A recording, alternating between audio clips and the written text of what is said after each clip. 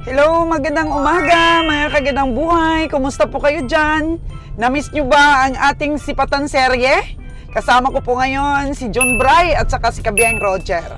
Ano ba ang bago ngayon? Meron magbago tayong ipapakita sa ating viewers? Hello. Good morning sa inyo dyan, mga subscriber naman ng Sol, subscriber ng Kabiyang Roger. Good morning. Wow, parang announcer sa radio Ito na tayo, arangkada tayo na. Mamili tayo ng baka at saka kalabaw ngayon. Wow! Kasi magpapatining tayo ng kalabaw. Magpapatining tayo dahil mayroon akong kaibigan na gustong magpatining ng kalabaw. Bibili tayo. Balik kalabaw na naman si Kabiyang Roger! Yes, sa aking mga customer dyan sa kalabaw. Shout out sa inyong lahat. Arangkada tayo ulit ng kalabaw. Abangan po ang ating sipatan serye ngayon dito sa La Libertad Livestock Auction Market. Go, Kabiyang Roger!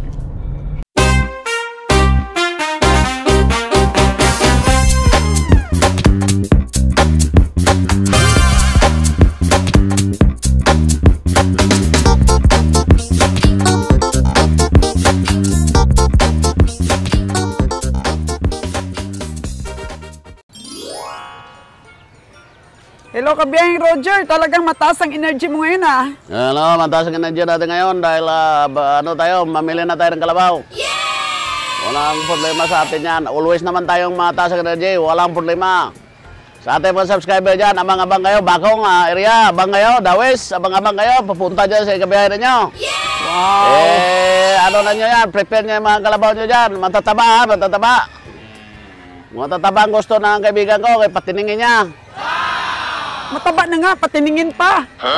Baliktad na tuloy si John Bray. Baliktad kasi kaibigan ko, gusto niya mataba patiningin. Kung sabi ko, sir, bakit mataba patiningin mo? Maganda mataba, kaya parang lalong tataba. Kaya siya tawad dyan sa subscriber Madam Souls now. Bibili tayo kalabaw at saka baka ngayon. Aratsada na tayo. Paano na tayo? Tuloy-tuloy na tayo. Nagpahinga lang ako sa vlogging, umiba ng ihip ng hangin. Kasi ako nagpahinga rin, nagpa-check up ako. Kaya ito ngayon, masigla tayo dahil alam natin, healthy tayo. Healthy tayo ngayon, healthy. Kompleto ang ating perfect score ang ating general check up. Wow! Wala tayong maging problema dyan. Kaya malinaw ba ang mata mo? Yung mata ko medyo luminaw na dahil pinapatakan ko ng gamot na ganito, palaging patak. Ganyan, linaw. Ang palinaw ng mata. Oh, di ba mga kagandang buhay? Grabe, malinaw ng mata ni Kabiyang Roger. Malinaw na, malinaw. Patak. Sige na, ay pamili tayo maya.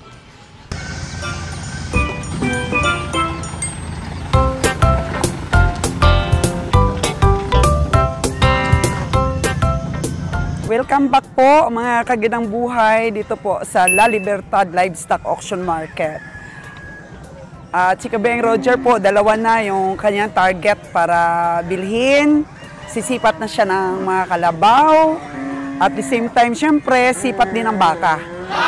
Para mabilis po ang katay kasi medyo humina po ngayon ang katay ng ating pinagdadalhan ng mga baka. So medyo nadidelay po tayo sa transportation po natin, lumalaki po yung expenses natin mga kagandang buhay. So dito tayo ngayon at of course ngayon nga bumibili na tayo ng kalabaw ulit, pupuntahan na natin yung ibang mga stockyard na maraming kalabaw like Kabangkalan, and then Dawis, and then Sagay. Balik tayo doon mga kagandang buhay. Kasi nawala sa listahan natin yung mga stockyard na yan dahil hindi nga tayo bumibili ng kalabaw. Yun kasi yung mga stockyard na maraming kalabaw tayong mabibili. So, ang Libertad ay maraming baka dito. Kaya ito na ngayon, hinintay namin si Nalon, Kabiyang Roger. Spotting lang po muna. Wala pa si Nalon. So, nakikita natin dito mga kagandang buhay ngayon is mga baka. Medyo marami na. Yan. Kaya maganda po natin pag-usapan ngayon ang tungkol sa kung paano mamili ng baka na makakatubo ka. So back to basic po tayo mga kagandang buhay kasi natalakay na natin yan nung una. Kaso lang, may mga bago po tayong subscriber, hindi nila napanood yon. Kaya i-tackle po natin ulit para po malaman ng iba.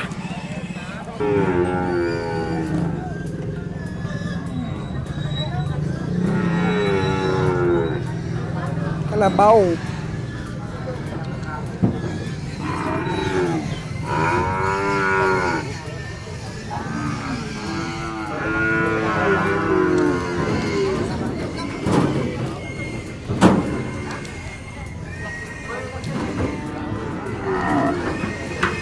Ayan po yung mga bagong dating na baka.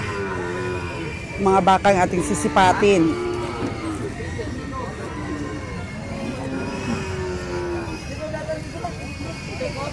Kita po natin si Kabayang Roger, patingin-tingin lang. Kasama niya si Jimmer, oh. Ito, kalabaw. Yun. Nagtanong ng presyo si Kabayang Roger.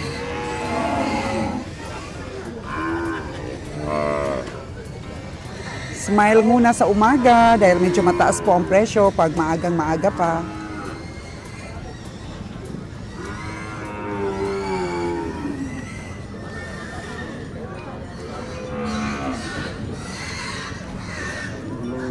Ito po, kalabaw. So, kitang-kita naman po natin. Oh, no! Ang kargada.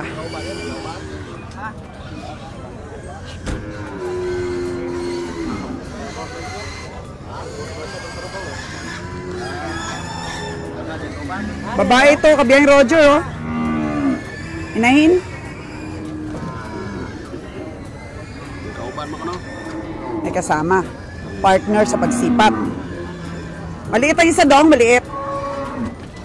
Ah, yun. Ayun ang isa. Ayun ang isa, oh. Kana daw. Yun daw, oh. Apat sila? Dong? Ah, baka yung isa. So, magkano dalawa, dong? Andun pa yung may-ari po. Uy, ito. Ito, maganda kalabaw, kabiyahe. Makinis. Kasing kinis mo. Naka. 7-3. Ano to. Don.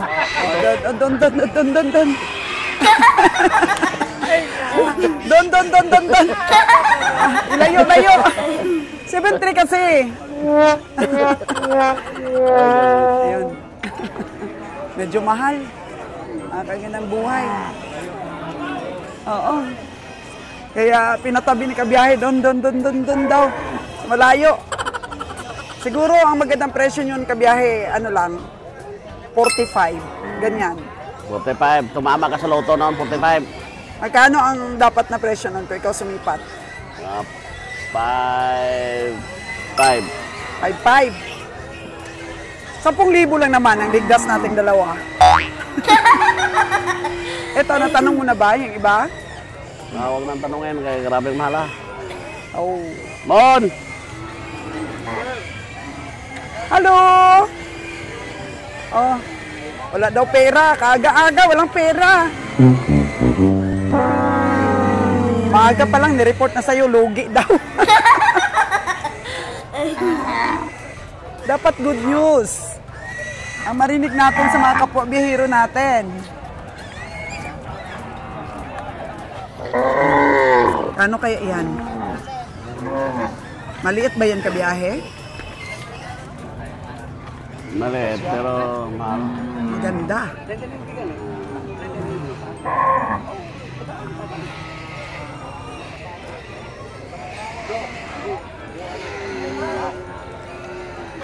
Dong, magkano ito, Dong? 110. Dalawa. Kabiyahe, oh, dalawa, 110.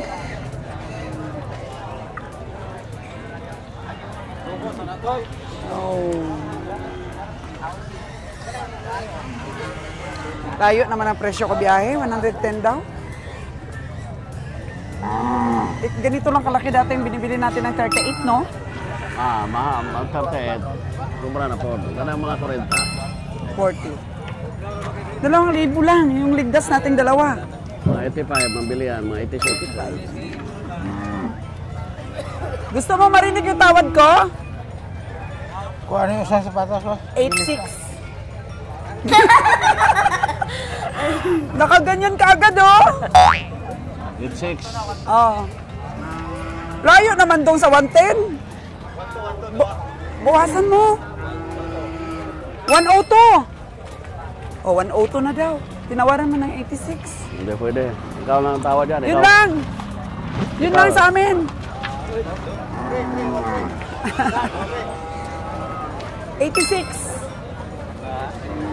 Kasi ang katawan po ng bata, 43.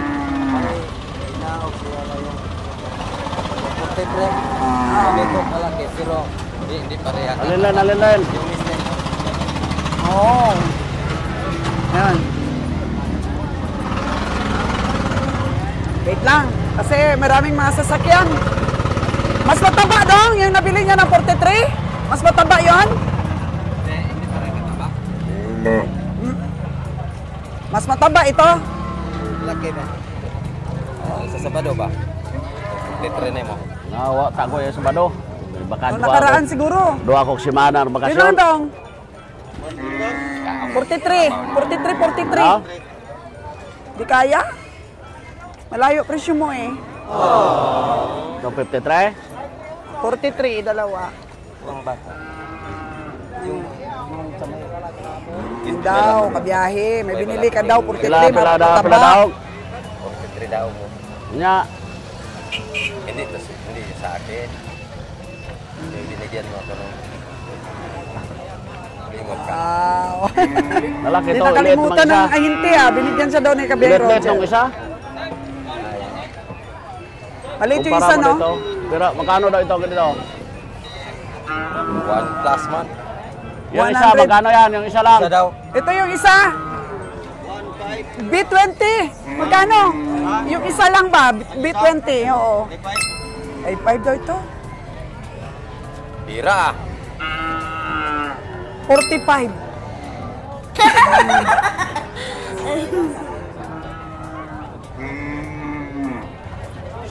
o 53. 53 lang gani mong nagamay atong usa. Ano Ito, mo? ito, 53 yung toy? Ito. Kini. Si B1. Niya ka to 50, gamay kayo.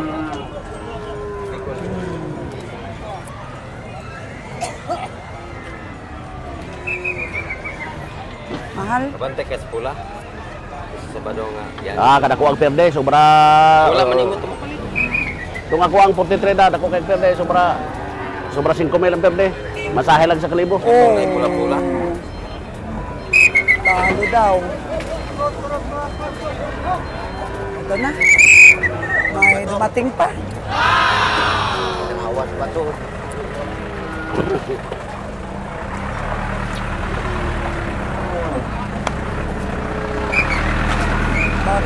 Baka. Baka ang dumating. Bata pa man mga Nangingo na, nanay. Oh. Pila?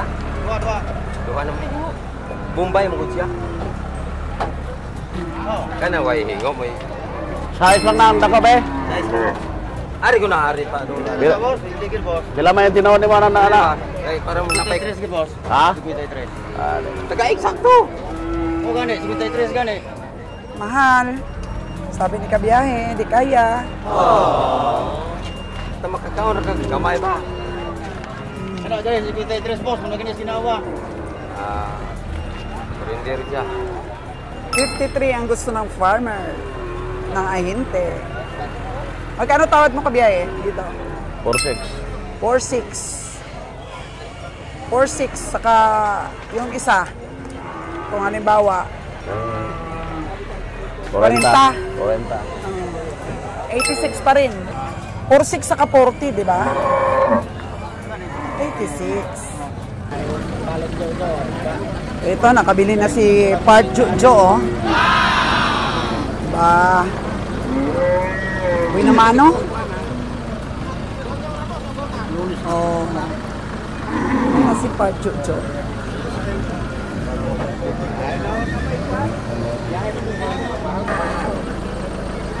O, dito banda.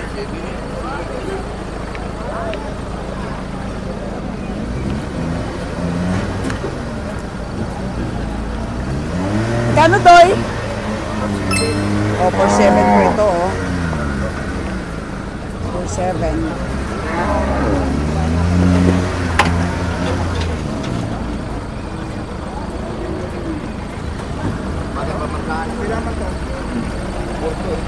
Mataas ang presyo.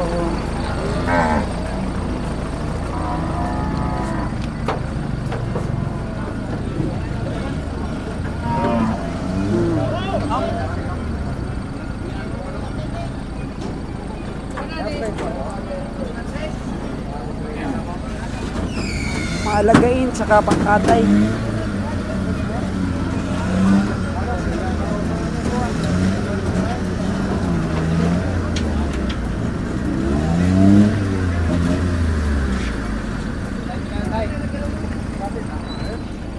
Ito, kulay brown na baka. Oh, maraming sumisipat, oh. Sipat ni boss.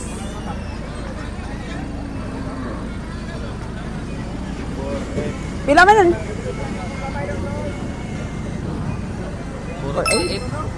48. 48K. Mahaba ang katawan. Mahaba ang katawan. Kulay chocolate. Pero medyo kulang sa panabaang balikat. At medyo manipis din po ang kanyang puwerna. Pero hindi po siya nakainom. Ito natin. Kanong tawad. Sumisipat na? Sino sumisipat? Sila? Wala pang sumipat? Magkano tawad nila?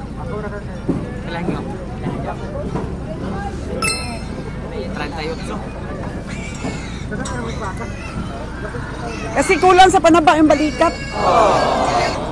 Kulang sa panaba ang balikat. So, 38K po ang tawad. Ayaw may bigay? Ayaw? Ayaw ibigay? Pila gid ang presyo nga kaya? Pila gid imong tapado?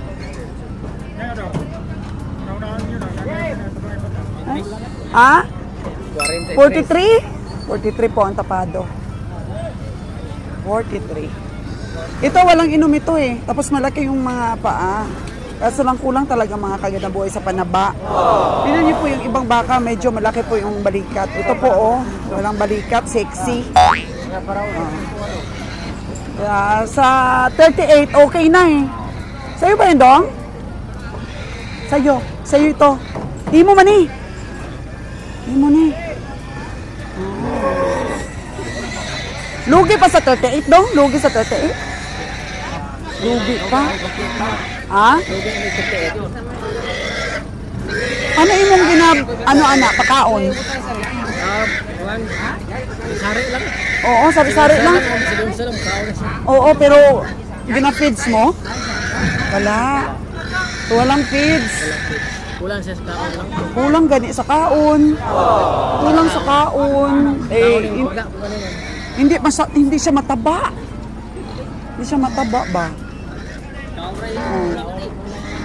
Paano ba? Si Dudong ba sumisipat? Ikaw gusto bumili, Dong? Dudong. Sipat-sipat si Dudong eh. Tama yun, Dong. Tama yun sa 38. Kulang sa panaba kasi. Ayaw talaga ibigay.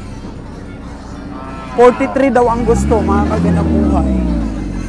Pero mahaba sana ang katawan. Aso lang. Kulang talaga sa panaba ito, Dong. Oy.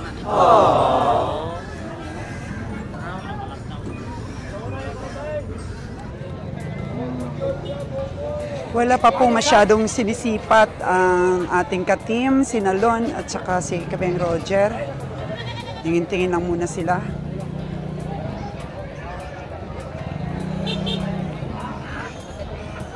Ito medyo malaki oh. Uy, malaki siya pero may inom. Ayan.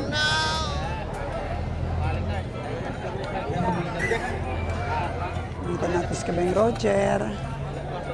Yan, maganda pong pag-usapan natin mga kagandang buhay ang mga detalye na dapat tandaan sa pamimili ng baka na for slaughter. kung paano ba mag-estimate ng tamang presyo. Of course, wala talaga pong perfect sa pamimili, pero dapat alam natin ang mga basihan para kahit papano tayo ay kumita. O, tingnan nyo po ang baka na to. Maskulado po siya. O. Pero nakainom po, kaya adjust ng presyo para po sa inom. So, dito tayo sa una. Ito, importante ito. Dapat i-consider ang edad ng baka. Mas matanda at mataba, mas maganda. Kasi mas siksik na ang karne at sa biyahe hindi naglo-lose weight ng marami. Unlike sa mga baka na bata, ang bata kasi ang ganda lang ng forma, pero madaling humina at pumayat sa biyahe. Lalo na kung nakakwadra lang at for fattening lang talaga. So, ayan po ang una na dapat natin consider, yung edad ng baka. Kagaya po nito, medyo may gulang na po ito, medyo yung muscle niya matigas. Siksik, mga kagandang buhay. So yan po ang unang dapat natin consider. Pangalawa, ano ang pangalawang dapat natin consider? Ano natin yung sinisipat ito ni kabiyahe. Magkano ito kabiyahe? Oh, si Jojo pala po yung tumatawad, oh, ayun. Kaya hindi po tinatawaran ni Kabeng Roger. Yan. So, ang pangalawa na dapat natin i-consider kung may panaba ang baka. Matanda na siya pero payat naman. Buto-buto na lang ang mabigat. Maglilikramo din ang taga-katay natin. Kasi maglilikramo talaga yung taga-katay natin. Kapag kabuto-buto na lang ang pamigat ng baka. Oh, no! Tingnan natin ang puwerna at ang mga balikat.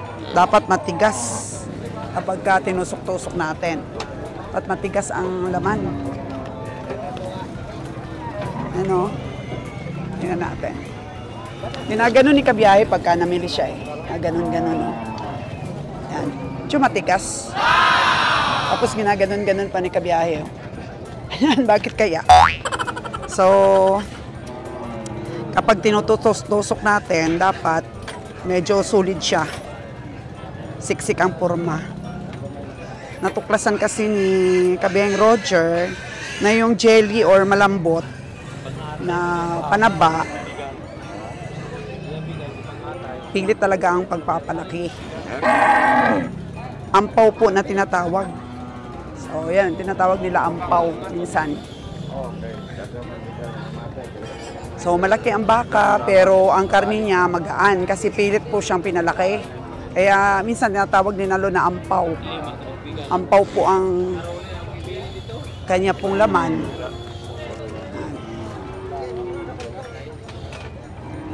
So, usually kasi dahil sa kwadra lamang sila, tapos pinapatining, tapos bata pa, yun, ampaw talaga yun mga kagandang buhay.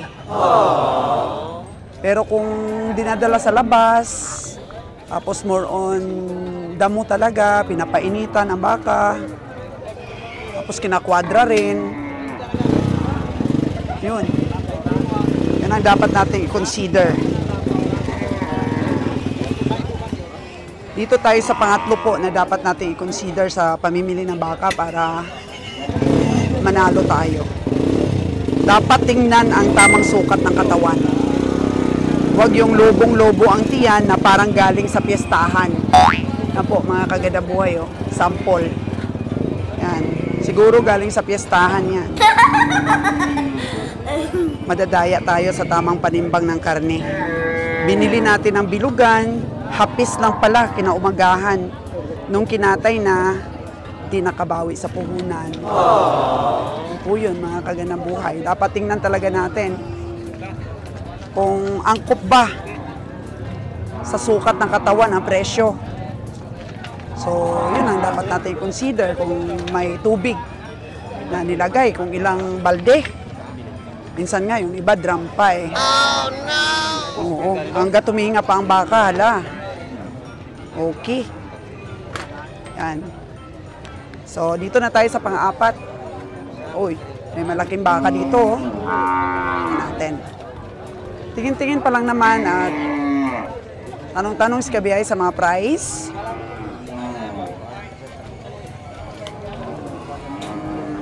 Okay. Kano presyo dong?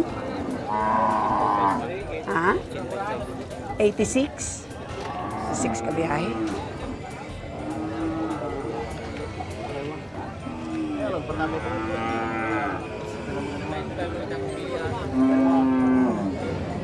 Tawaran na po ni Kabeng Roger.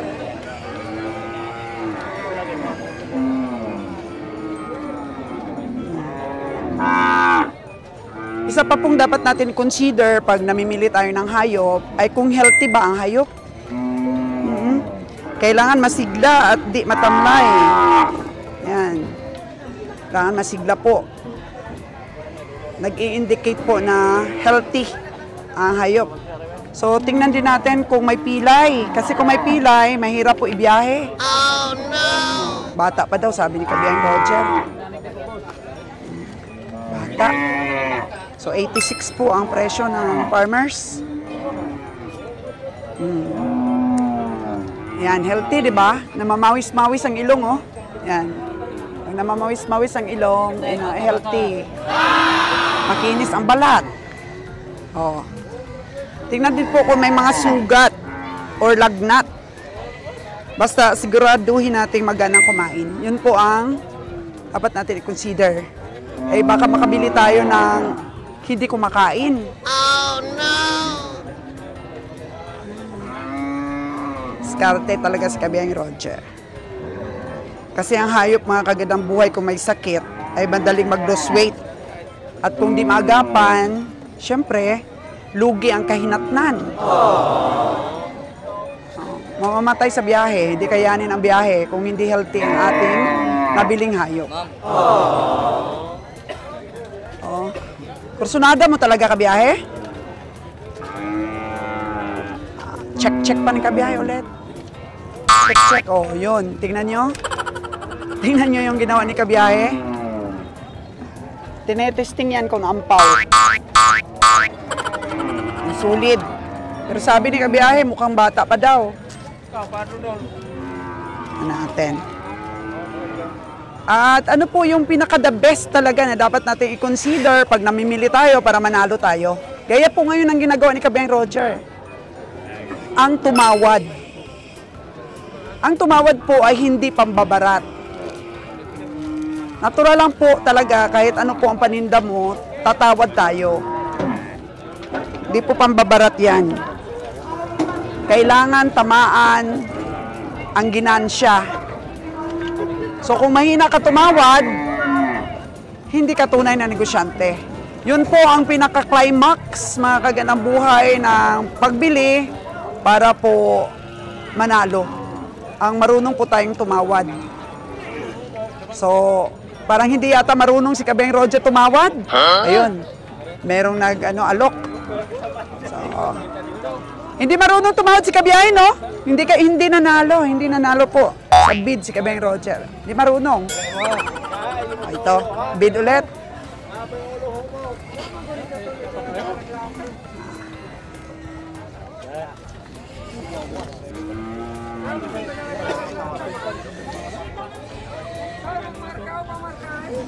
So, ano nga po yun, mga kaganang buhay? Review natin.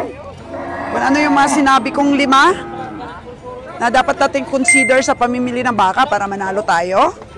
Una, mga kaganang buhay, di ba sabi ko kanina, dapat i-consider ang edad ng baka. Mas matanda, mas maganda. Di ba? Kailangan matanda na mataba pa. Doon ka magbe-base ang presyo mo, mga kaganang buhay. Tsaka tingnan din kung may panaba ang baka. Yan po ang pangalawa natin, di ba? Kasi kailangan karni po ang laman. Laman po ang dapat tumimbang, hindi po buto. Kasi kung payat, buto lang matimbang, hindi ang laman. So yun po ang number 2 natin. Yung number 3 naman natin, dapat tingnan ang tamang sukat ng baka na binibili natin. Baka mamaya, tubig na lang binibili natin, mga kaganang buhay, no? Oh, no! Yan. Kailangan marunong din tayong mag-determine kung ang hayop po ay maraming HO2. Number 4 natin ay dapat healthy. healthy ang mabili nating hayop. Walang mga pilay. Oo. Tapos walang sipon, walang sakit. Yan, walang mga sugat-sugat. Makinis ang balat. Ganyan po. Healthy. O mamaya, makabili ka ng pilay. Oh, no! Diba? At saka, yung pinakalas natin, ang sabi natin kanina, ay ang galing mo sa pagtawad. Ang galing sa pagtawad po, mga kagadang buhay. Kasi, dito po talaga nakasalalay yung estimate natin. So, dapat nating i-consider yung unang 4, tapos yung climax, yung pang-5, tawaran na natin. Kung na-observe natin na maganda, healthy ang hayop, mataba, may gulang, saka na tayo tumawad. Doon na natin, mapi-perfect mga kagandang buhay ang pagtingin. Pero, hindi pa rin po perfecto. Walang perfecto sa pamimili sa estimate. So, pero mas maganda pa rin po may basihan, mga kagandang buhay. May basihan. Yun po, yung mga napag-aralan naming basihan. So, 5 lang po yun, mga kagandang buhay, pero napaka-importante po kung ma-master natin. Yan. May dumating pa. Tinawaran ni Kabiyang Roger si 825, pero di sila nagkasundo. Ay, hindi madala. Hindi madala. Maliit. 35 daw. Medyo dumami na, oh. Medyo dumami na ang baka.